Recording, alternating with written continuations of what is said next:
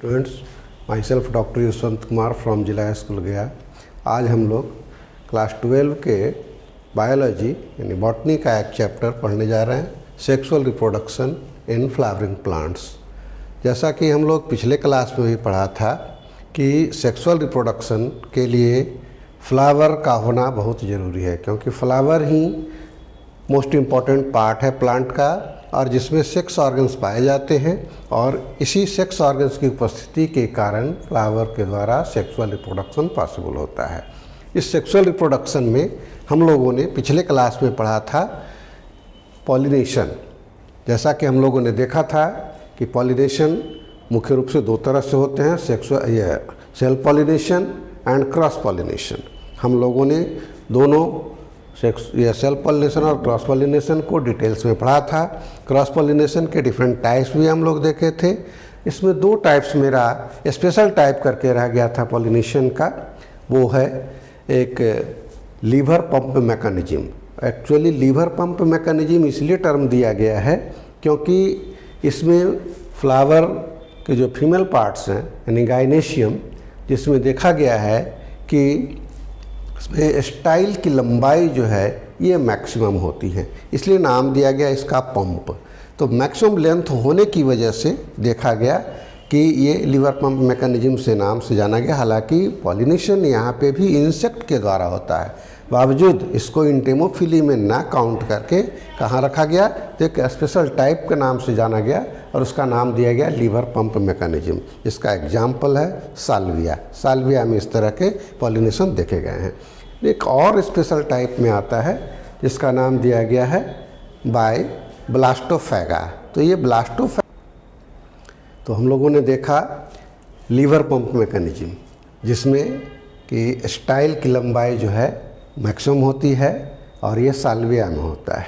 दूसरा एक और है स्पेशल टाइप ऑफ पॉलिनेशन का, वो है बाय ब्लास्टोफैगा।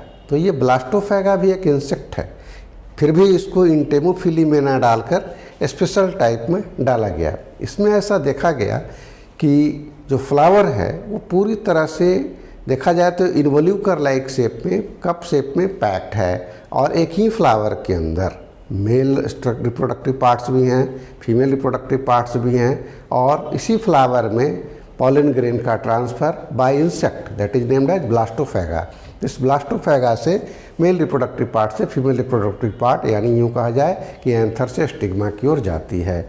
तो इसलिए इसका नाम दिया गया है ब्लास्टोफैगा कि चूँकि फ्लावर पैक्ड है और एक ही फ्लावर के अंतर्गत ये चीज़ें होती हैं, इसलिए उसका नाम भी दिया गया था ब्लास्टोफैगा। तो ये स्पेशल टाइप ऑफ पॉलिनेशन है।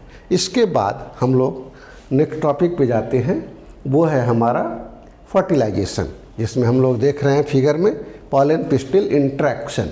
इस पॉलन पिस्टिल इंट्रैक्शन में क्या है कि किस तरह से हमारा पॉलन ग्रेन जो है ये स्टिग्मा के अपर सरफेस पार्ट, जिसको हम लोग यहाँ पे देख रहे हैं फ्लैटेंड पार्ट जो है ये स्टिग्मा पे आ रही है, और ये गाइनेशियम का मून पार्ट है जिसको हम लोग बोलते हैं पिस्टिल या कार्पेल, जिसको तीन भागों में बांटा था, ओवरी, स्टाइल और स्टिग्मा। तो ये स्टिग्मा पे किस तरह से पॉलन ग्रेन आता है, ये पार्ट यहाँ पे हम लोग देख रहे हैं पॉलन पिस्टिल इंट्रैक्शन। हम लोग विशेष इसमें देखते हैं कि किस तरह से फर्टिलाइजेशन की प्रक्रिया संपन्न होती है।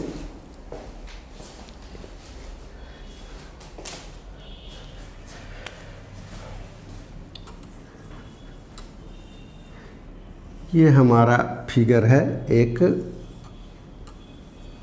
कार्पेल या पिस्टिल का, जिसके अंदर एम्ब्रियो सैक ऑलरेडी मौजूद है।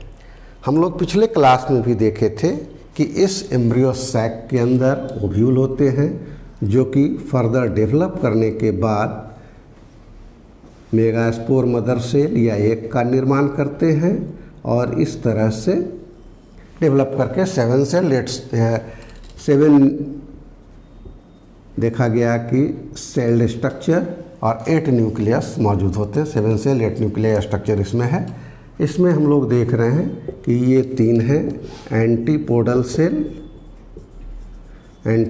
सेल जो कि ऑलरेडी हैप्लॉइड होता है, ये एग है, ये भी हैप्लॉइड सेल है, ये दोनों सिनर्जिड हैं,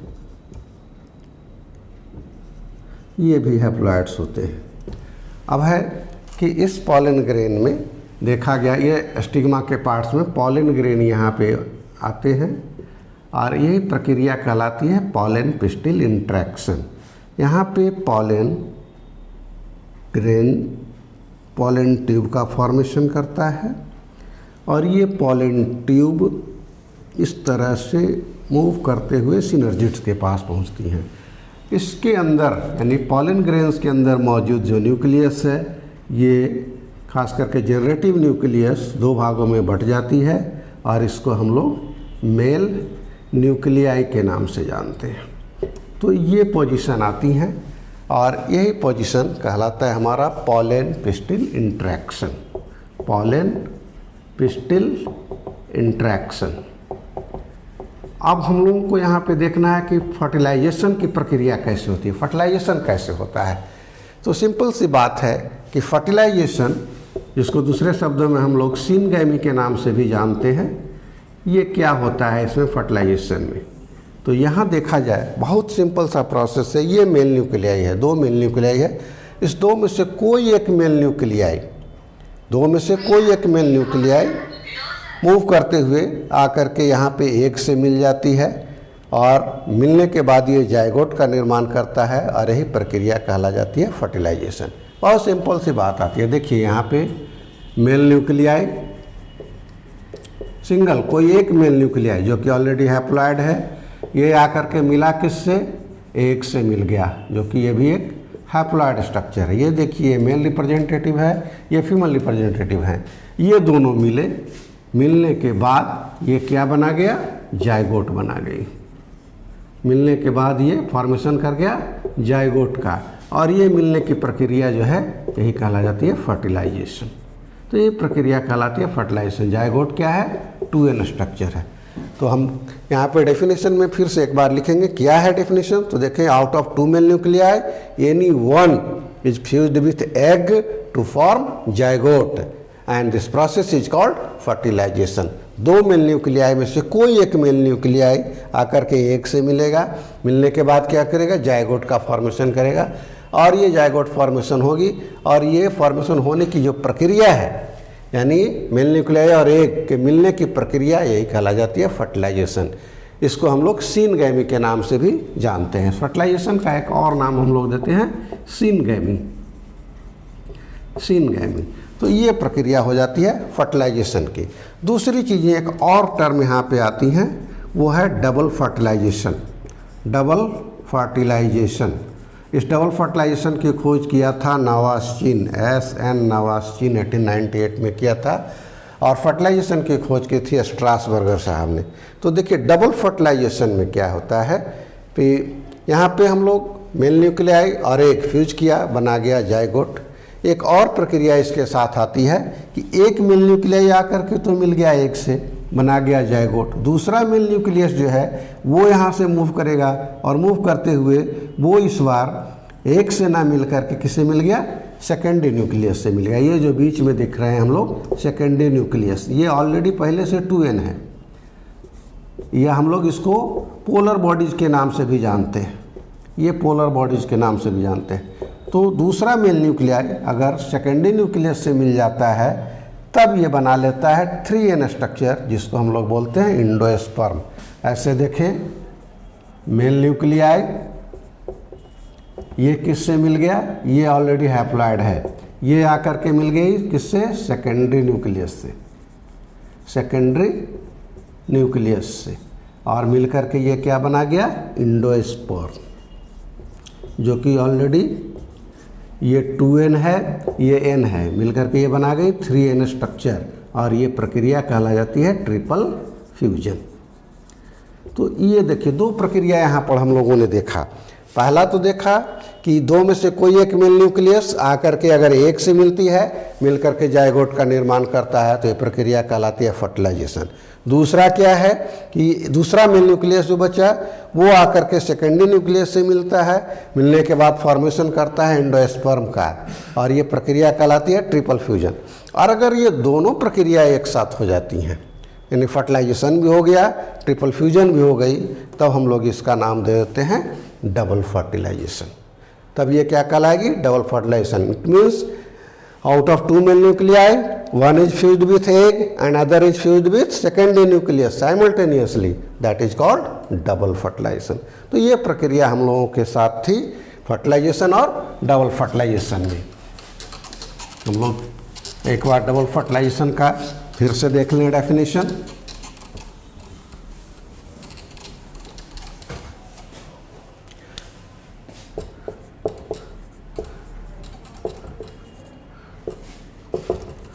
double fertilization, that means out of 2 male nuclei,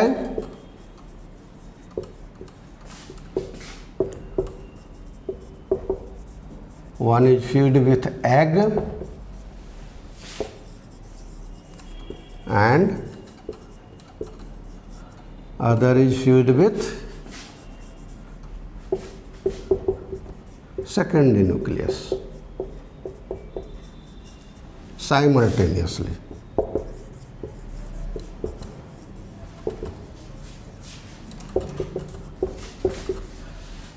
That is called double fertilization।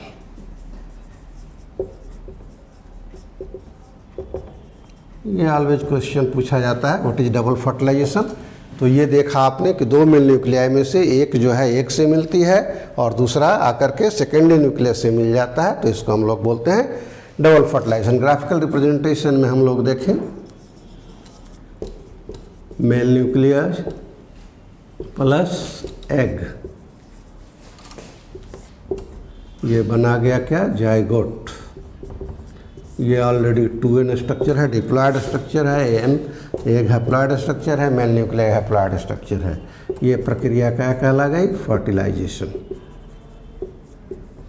दूसरा था मेल न्यूक्लियाई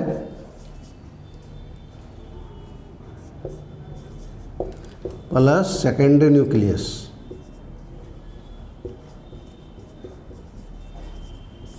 ये हैप्लॉयड स्ट्रक्चर है, ये डिप्लॉयड स्ट्रक्चर है, ये मिला बना गया क्या, endosperm.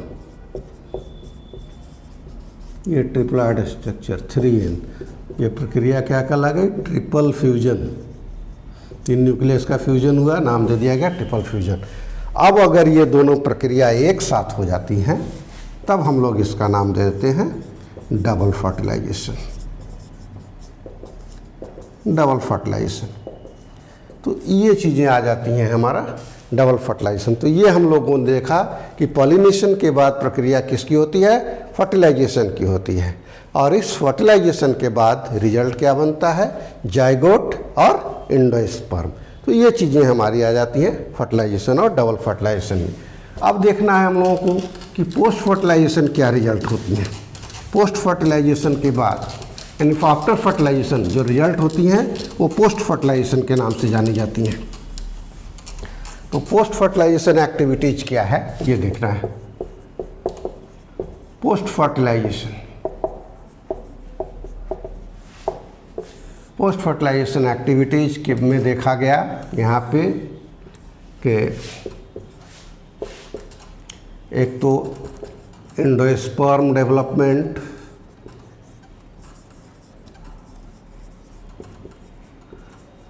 Endosperm development, then embryo development,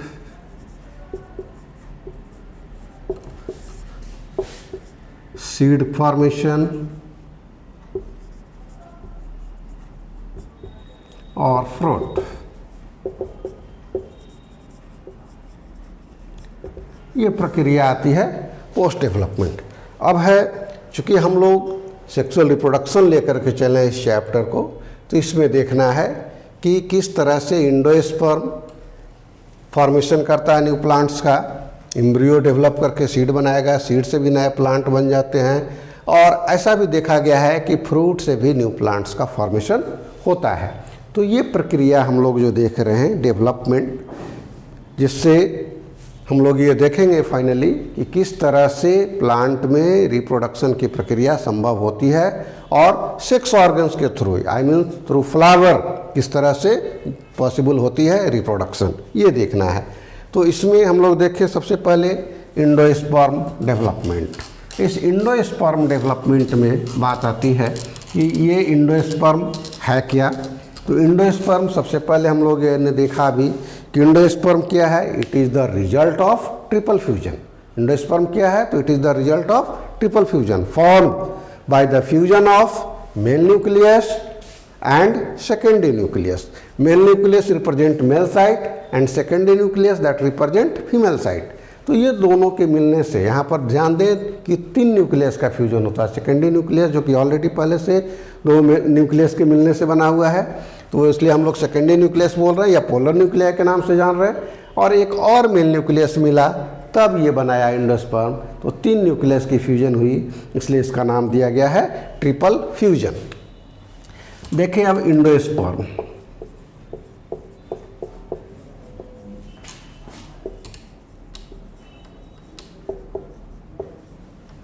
इसका किस तरह से डेवलपमेंट होता है, इंडोस्पर्म का डेवलपमेंट कैसे होती हैं। तो इसमें अलग अलग टाइप देखा गया है डेवलपमेंट का। इसमें कहीं पे देखा गया है कि न्यूक्लियस का डिवीजन होता है, तो हम लोग इसको बोलते हैं न्यूक्लियर टाइप। न्यूक्लियर टाइप जिसमें सिर्फ न्यूक्लियस ही डिवाइड करते हैं। न्यूक्लियस डिवाइड करते हैं कैसे, जैसे मान लिया जाए कि ये आपका इस तरह से एम्ब्रियो सैक है, इसके अंदर ये न्यूक्लियस है। अब ये डिवाइड करेंगे, डिवाइड किया, 1 से 2 बना गए, फिर आपका ये डिवाइड करने के बाद इस तरह से 2 से 8 बन गए। यहाँ पे हम लोग देख रहे हैं कि सेल का डिवीजन नहीं हो रहा है। डिवीजन किसकी हो रही है, न्यूक्लियस की डिवीजन हो रही है, तो इसलिए हम लोग इसका नाम देते हैं न्यूक्लियर टाइप। अब फाइनली ये क्या होगी, इरेगुलर डिवीजन होंगी। यहाँ पे हमारा देखा गया कि माइटोसिस हुआ, माइटोसिस यानी कि सक्सेसिव डिवीजन। यहाँ पे बहुत सारे बन गए, आरडी हो गई, रिडक्शन डिवीजन। अब ये इरेगुलर डिवीजन होती हैं। ये क्या है, इरेगुलर डिवीजन होती हैं। और ये इरेगुलर डिवीजन के बाद देखा गया कि बहुत सारे न्यूक्लियस जो हैं इसमें फॉर्मेशन हो गए। और इस तरह से जब डेवलपमेंट होती हैं तो इसको हम लोग बोलते हैं कि ये डिवीजन क्या है, डेवलपमेंट न्यूक्लियर। ये जो है इंडोस्पर्म का वो न्यूक्लियर टाइप की है, यानी कि न्यूक्लियस ही डिवाइड कर रहे हैं। दूसरा इसमें आता है सेलुलर टाइप। सेलुलर टाइप यहाँ पे ध्यान देना है कि डिवीजन किसकी होती है, सेल की डिवीजन होती है। जैसे मान लिया जाए कि ये है, अब यहाँ पे न्यूक्लियस है। सेलुलर टाइप में क्या होगा कि ये सेल डिवाइड कर जाएंगे इस तरह से, ऐसे सेल डिवाइड कर गए। अब सेल डिवाइड किया, फिर आगे फर्दर सेल डिवाइड करेंगे, सेल की संख्या इस तरह से बढ़ती चली जाएगी। तो ये कहला जाती है cellular type division. Irregular division होगी। इरेगुलर डिवीजन में देखा गया कि बहुत सारे सेल के फॉर्मेशन हो गए। इस तरह से इंटरनल डिवीजन हमारे दिखाई पड़ेगी सेल की। इरेगुलर डिवीजन हुआ, इरेगुलर डिवीजन के बाद सेल की संख्या डिवाइड कर गई, तो इसको हम लोग बोलते हैं सेलुलर टाइप, कि सेल डिवाइड कर गए। तो यहाँ पे इंडोस्पर्म डेवलपमेंट में देख रहे हैं कि न्यूक्लियस डिवाइड किया तो हम लोगों ने लिखा न्यूक्लियर टाइप, सेल डिवाइड किया तो दिखा सेलुलर टाइप। एक और टाइप की डिवीजन आती है इसमें, उसको हम लोग टर्म देते हैं हेलोबियल टाइप।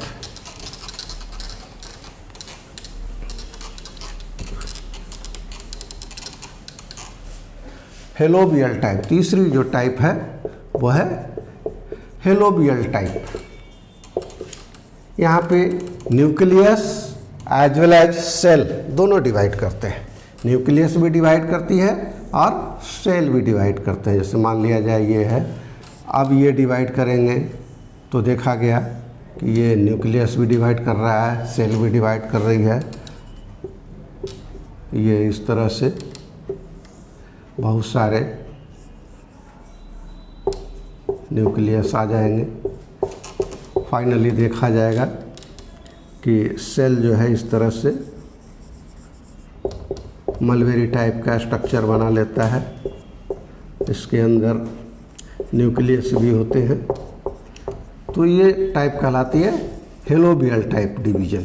तो इसको हम लोग देख रहे हैं कि कि ये यहाँ पे न्यूक्लियस भी डिवाइड किया और सेल भी डिवाइड किया। तो इस तरह से डिवीजन पॉसिबल है और इसी को हम लोग बोलते हैं कि डिवीजन जो है वो कैसा हो रहा है, हेलोबियल टाइप, जहाँ पे कि न्यूक्लियस भी डिवाइड कर रही है और न्यूक्लियस के साथ साथ हमारा सेल भी डिवाइड करते चला जा रहा है।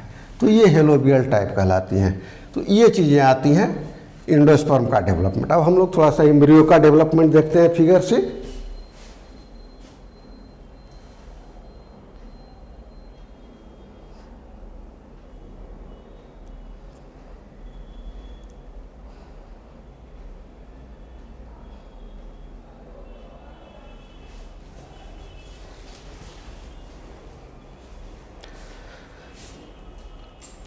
ये था हमारा सेलुलर टाइप, ये न्यूक्लियर टाइप है जहाँ पे कि न्यूक्लियस का डिवीजन देखा जा रहा है।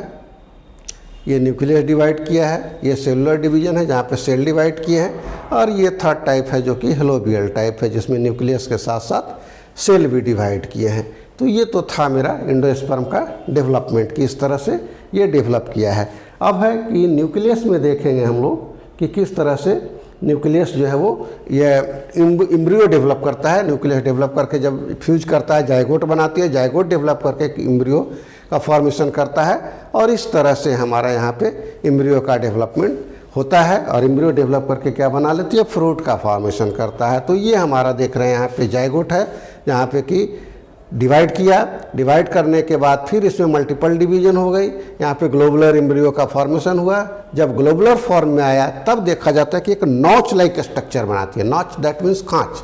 अब यहाँ पे सस्पेंसर सेल का फॉर्मेशन होता है जब नॉच लाइक स्ट्रक्चर बनती है तो, और ये इसको हम लोग एक अलग से टर्म दिया है हार्ट शेप एम्ब्रियो। हार्ट इसलिए कहा कि ये शेप जो है नॉच का फॉर्मेशन हुआ, नॉच फॉर्मेशन होने के बाद ये हार्ट शेप आ गई, इसलिए नाम दे दिया गया हार्ट शेप एम्ब्रियो। तो ऊपर का सेल जो है सस्पेंसर सेल है और ये सस्पेंसर सेल जो है एक नॉब लाइक स्ट्रक्चर बना गई और बाद में जो हार्ट शेप स्ट्रक्चर था ये डेवलप करके कॉटिलेडन का फॉर्मेशन कर गया। और यही कॉटिलेडन जो है ये एक तरह से सीड का पार्ट है जो कि फॉर्मेशन करता है एम्ब्रियो के डेवलपमेंट के बाद। तो इस तरह से एम्ब्रियो डेवलप करती हैं पोस्ट फर्टिलाइजेशन इवेंट में और डेवलप करके सीड का फॉर्मेशन कर लेता है। तो ये डेवलपमेंट था। इधर हम लोग देखा एंडोस्पर्म का डेवलपमेंट और ये देख रहे हैं एम्ब्रियो का डेवलपमेंट। तो इस तरह से डेवलपमेंट होता है और डेवलपमेंट के बाद फॉर्मेशन हो जाती है किसकी, सीड की। तो यहाँ पे सीड फॉर्मेशन हुआ, इधर एम्ब्रियो आपका एंडोस्पर्म भी डेवलप करेंगे तो फ्रूट्स का फॉर्मेशन करेंगे। अब है एंडोस्पर्म जो कि मोस्टली देखा जाता है कि मोनोकॉट में, जैसे एंडोस्पर्म का कॉमन एग्जाम्पल देखने को मिलता है हम लोगों को कोकोनट, बार्ली, मेज। तो ये सब एंडोस्पर्म डेवलपमेंट में जाते हैं, जबकि एम्ब्रियो डेवलपमेंट में डाइकॉट प्लांट में ज़्यादातर एग्जाम्पल हम लोगों को मिलती है। तो ये चीज़ें हमारी आ जाती थी एम्ब्रियो के डेवलपमेंट में। अब है कि यहाँ पे हम लोग देख रहे हैं डबल फर्टिलाइजेशन जो कि इवेंट हम लोग बोर्ड पे देख चुके हैं।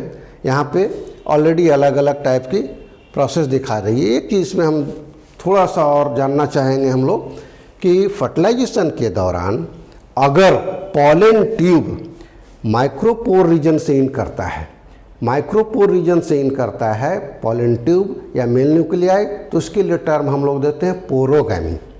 लेकिन अगर पॉलन ट्यूब या मेल न्यूक्लियाई चैलेजा साइड से इंड करती है, ओव्यूल के चैलेजा साइड से इंड करती है, तो उसके लिए हम लोग टर्म देते हैं चैलेजोगैमी। और कभी कभी ऐसा भी देखा जाता है कि पॉलन ट्यूब या मेल न्यूक्लियाई न तो माइक्रोपाइल इंड से इंटर करता है और न चैलेजा साइड से इंटर करता है, ये बीच से कहीं से भी इंटर कर जाता है, तो इसके लिए हम लोग टर्म देते हैं चैस्मोगैमी। इसके लिए वर्ड यूज करते हैं क्या, चैस्मोगैमी, जहाँ पे कि ना तो माइक्रोपाइल से इंड करता है और ना ही ये चैलेजा से इंड करता है। ये किसी भी साइड से एम्ब्रियो के कहीं से भी इंड कर गया तो उसके लिए टर्म यूज किया जाता है चैस्मोगैमी, कि बीच साइड से कहीं से ये इंटर कर गया। ओवरऑल मेल न्यूक्लियाई जो है एक से फ्यूज करेगा, फ्यूज करने के बाद ये जाइगोट का फॉर्मेशन करेगा, प्रोसेस ऑफ फर्टिलाइजेशन कंप्लीट होगी। तो ये चीज़ें भी यहाँ पे देखने को मिलती हैं डबल फर्टिलाइजेशन में। अब है कि इसमें एक टर्म आ रही है हाइब्रिडाइजेशन। हम लोग पिछले क्लास में भी पढ़ा था कि यह हाइब्रिडाइजेशन क्या है।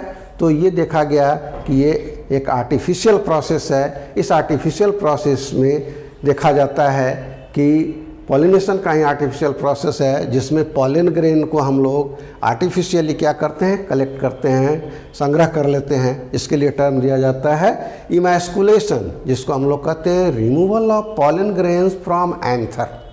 Removal of pollen grain from anther, हम लोग एक एक करके एंथर से पॉलिन ग्रेन को नीच करते हैं, कलेक्ट कर लेते हैं, जिसके लिए टर्म दी जाती है इमैस्कुलेशन।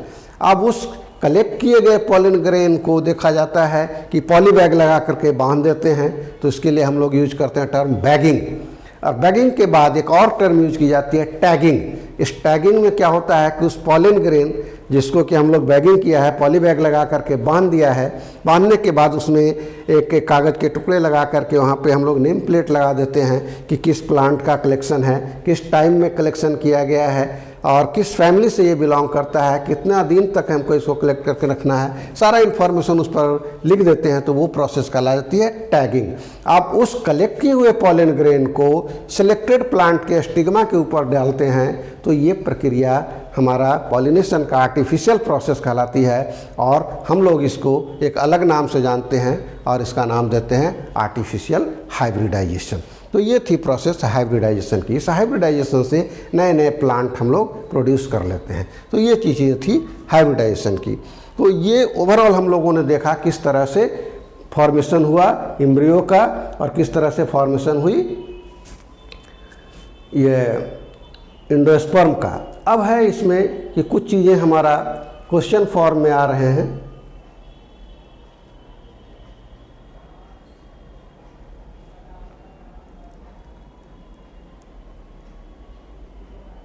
ये फिगर हम लोग देख रहे हैं एम्ब्रियो डेवलपमेंट का, जो कि मोनोकॉट प्लांट में और डाइकॉट प्लांट में दोनों में डेवलप करते हैं। जायगोट डेवलप करके एम्ब्रियो का फॉर्मेशन किया, जो कि ग्लोबुलर फॉर्म था, हार्ट शेप बनाया और मैच्योर एम्ब्रियो का फॉर्मेशन किया है। तो ये चीज़ें जो हम लोगों ने देखा कि ये ग्लोबुलर फॉर्म था, ये हार्ट शेप था और ये एक मैच्योर एम्ब्रियो का फॉर्मेशन किया है। तो ये चीज़ें एम्ब्रियो के फॉर्मेशन में आ रही हैं। अब है मोनोकॉट के केस में देख रहे हैं हम लोग कि इस तरह से ये डाइकॉट का एम्ब्रियो है, ये मोनोकॉट का एम्ब्रियो है। मोनोकॉट एम्ब्रियो में एक चीज़ें देखने को खास रूप से मिलती हैं, वो है टर्म एस्कुटेलम। ये एस्कुटेलम क्या है? कॉटिलेडन का वह पार्ट जहाँ पे ये सेपरेट करता है, कलर के द्वारा सेपरेट हो जाती हैं या एक स्कार के द्वारा सेपरेट होती है, उसी पार्ट को हम लोग एस्कुटेलम के नाम से जानते हैं। खास करके मेज के सीड में हम लोग देखते हैं कि जो मेज के जो सीड होते हैं, ग्रेन्स होते हैं, उसमें देखा जाता है कि कुछ पोर्शन जो होते हैं वो देखा जाता है कि येलो कलर का, स्लाइटली येलो कलर की होती है और कुछ पोर्शन जो होते हैं वो वाइट पोर्शन आते हैं। तो वो सेपरेशन पार्ट जहाँ पे वाइट और येलो चेंज करते हैं, कलर हम लोग डिसाइड कर लेते हैं, वो सेम पार्ट कहला जाती है एस्कुटेलम। तो ये एस्कुटेलम का पार्ट है जो कि मोनोकॉट एम्ब्रियो में देखने को मिलता है।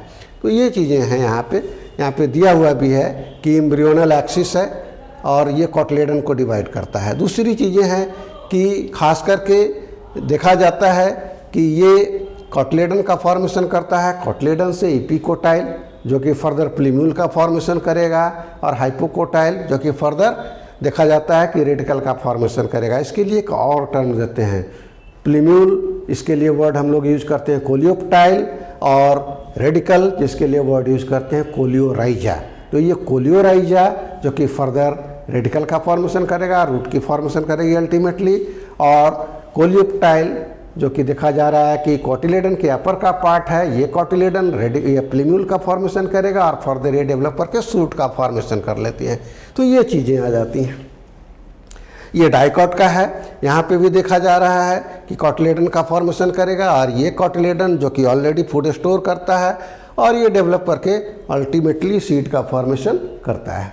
तो ये चीज़ें थी। कुछ क्वेश्चन हम लोगों के साथ आया हुआ है जो कि MCQ में क्वेश्चन आता है। मेरा क्रैश कोर्स का यही मोटो है, ज़्यादा से ज़्यादा क्वेश्चन को टच किया जाए। तो यहाँ पे सबसे पहले double fertilization was discovered by, अभी मैंने यहाँ पे बोर्ड पे लिखा भी था कि नवास्टिन साहब हैं, SN नवास्टिन पूरा नाम है। 1898 में इन्होंने डबल फर्टिलाइजेशन का डिस्कवर किया था। दूसरी चीज़ें हैं कि endosperm cell angiosperm contain 24 chromosome, the number of chromosome in each cell of the root will be. इसके लिए हम लोगों को ये एक चीज़ जानना पड़ेगा कि एंडोस्पर्म क्या है। तो ये ट्रिप्लॉइड न्यूक्लियस है, ट्रिपल N है, 3N है। अब 3N दिया हुआ contain 24 nucleus, 3N = 24, then N = 8। अब आपको ये बताना होगा कि हमारा रूट का सेल ये क्या है, हैप्लॉयड है या डिप्लॉयड है। तो root, stem, leaf, flower, fruit, seed, ये सब डिप्लॉयड सेल हैं। ट्रिप्लॉयड कौन कौन सा है? ट्रिप्लॉयड आपका मिलेगा एंडोस्पर्म। हैप्लॉयड कौन मिलेंगे? मेल न्यूक्लियाई मिलेगा, पॉलन ग्रेन हैप्लॉयड हो जाएंगे, एग हैप्लॉयड होगा, सिनर्जिड हैप्लॉयड होगी, एंटीपोडल सेल हैप्लॉयड होंगे। तो जो हैप्लॉयड सेल होंगे उसमें 8 न्यूक्लियस या 8 क्रोमोजोम होंगे, और जो डिप्लॉयड न्यूक्लियस जैसा कि इसमें पूछा गया है रूट, तो that is diploid. So your answer is 16, option C. ये चीज़ें क्वेश्चन में आती हैं।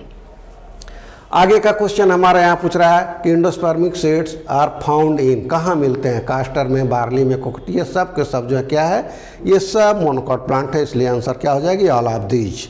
इन albuminous seed food are stored in, option blank दिया गया है, and non albuminous. Non albuminous के लिए हम लोग एक्स एल्ब्यूमिनस भी वर्ड यूज करते हैं, कहीं कहीं पे आपको मिलेगा एक्स एल्ब्यूमिनस। तो ध्यान देना है कि ये एल्ब्यूमिनस सीड है और दूसरा क्या है? एक्स एल्ब्यूमिनस सीड या नॉन एल्ब्यूमिनस सीड है। तो ये ध्यान देना है, जहाँ पे कि एल्ब्यूमिनस सीड होती है यानी कि मोनोकॉट का एग्जाम्पल माना गया है आपका, फूड कहाँ स्टोर होंगे? एंडोस्पर्म में। जबकि एक्स एल्ब्यूमिनस सीड या नॉन एल्ब्यूमिनस सीड है, यहाँ पे फूड स्टोर कहाँ होगी? तो कोटिलेडन में स्टोर होगी। तो इस तरह से आपका MCQ क्वेश्चन भी पूछे जाते हैं। कुछ क्वेश्चन यहाँ पे दिया गया है, शॉर्ट आंसर टाइप का क्वेश्चन है, जिसमें 2 मैच्योर पॉलन ग्रेन पूछा गया है, मैच्योर सेल पूछा गया, यहाँ पर तो वेजिटेटिव सेल है, जनरेटिव सेल है। अब है पार्थेनोकार्पी, ये मैंने 2-3 बार जिक्र किया है अपने क्लास में कि पार्थेनोकार्पी क्या है। तो फॉर्मेशन ऑफ फ्रूट, कैसा फ्रूट? तो सीडलेस फ्रूट। अब सीडलेस फ्रूट बनेगा कैसे? तो विदाउट फर्टिलाइजेशन, तो that is parthenocarpy. Formation of fruit without fertilization, that is known as parthenocarpy. अब डिफरेंट टाइप्स ऑफ एंडोस्पर्म, देखिए क्वेश्चन आ गया, न्यूक्लियर एंडोस्पर्म, सेलुलर एंडोस्पर्म। आप इसमें एक और जोड़ सकते हैं, हेलोबियल एंडोस्पर्म, है ना। What is meant by monosporic development of female gametophyte. तो यहाँ पे फीमेल गैमेटोफाइट यानी कि किस तरह से डेवलप करता है मेगास्पोर मदर सेल, ये आपको बताना है। क्लिस्टोगैमी फ्लावर क्या है? जहाँ पे फ्लावर कभी नहीं खुलते हैं, फ्लावर नेवर ओपन, इसका एग्जाम्पल दिया गया था क्लिस्टोगैमी, है ना। ये क्लिस्टोगैमस दिया गया है एग्जाम्पल में। तो ये चीज़ें आ जाती हैं ऑब्जेक्टिव क्वेश्चन। कुछ क्वेश्चन आपके लिए दिया गया है, देखिए फिगर बेस्ड, ये फिगर बेस्ड क्वेश्चन दिया गया है। ये क्वेश्चन पूछा जाता है, ट्रेस द फ्लावर, किस तरह से ये दिखाया गया है, एलएस फिगर दिखाया गया पूरी तरह से कार्पेल का। यहाँ पे पॉलन ग्रेन पहुँच रहे हैं। अब ये देखिए पॉलन ग्रेन से पॉलन ट्यूब आई, ये किस फर्टिलाइजेशन का प्रोसेस शो किया गया, पूरा दिखाया गया है कि किस तरह से ये देखा गया है कि पॉलन पिस्टिल इंट्रैक्शन होती है और अल्टीमेटली फ्लावर का या फर्टिलाइजेशन का प्रोसेस कैसे होता है। तो ये लॉन्ग आंसर टाइप क्वेश्चन में पूछा जाएगा आपसे। ये प्रैक्टिस क्वेश्चन हम लोगों ने लिखा है यहाँ पे कुछ। लेवल LS pistil showing path of the pollen tube entering in the embryo sac. अभी जो फिगर हम लोग देखे थे वो था, वही फिगर है। डबल फर्टिलाइजेशन आपसे पूछा गया है ना, किस तरह से डेवलपमेंट होती है एंडोस्पर्म का, ये भी पूछा गया है। सारी चीज़ें अभी हम लोगों ने बोर्ड पे देखा। एम्ब्रियो का डेवलपमेंट पूछा गया, डाइकॉट मोनोकॉट का डिफरेंट पूछा जा सकता है। डिफरेंट बिटवीन देखिए हाइपोकोटाइल एंड इपिकोटाइल। हाइपोकोटाइल जो कि कॉटिलेडन के नीचे आ जा रहे हैं, इपिकोटाइल हाइपो मीन्स बिलो और इपी मीन्स एबॉफ, ये ध्यान रखना है। तो हाइपोकोटाइल जो कि कॉटिलेडन के नीचे और इपिकोटाइल जो कि कॉटिलेडन के ऊपर डेवलप करता है। इसी इपिकोटाइल के लिए वर्ड यूज किया गया था एक और टर्म कोलियोप्टाइल, और हाइपोकोटाइल के लिए वर्ड यूज किया गया था कोलियोराइजा। ये चीज़ें आ जाती हैं। अब है कि हम लोग इस चैप्टर में 2 चीज़ें हमारा और बच गया है। एक चीज़ें रह गई है डेवलपमेंट ऑफ फ्रूट और दूसरी चीज़ें डेवलपमेंट ऑफ सीड। तो बच्चों हम लोगों ने बहुत सारे क्वेश्चन को देखा है और ये क्रैश कोर्स का मोटो ही यही है कि ज़्यादा से ज़्यादा क्वेश्चन को सॉल्व किया जाए। बावजूद इसके अगर आपको कोई क्वेश्चन बचता है, किस तरह की कोई क्वेरी होती है, तो आप कमेंट बॉक्स में डालेंगे। गया गाइडेंस की ओर से आपके क्वेश्चन का जवाब देने का हमेशा कोशिश किया जाएगा। धन्यवाद।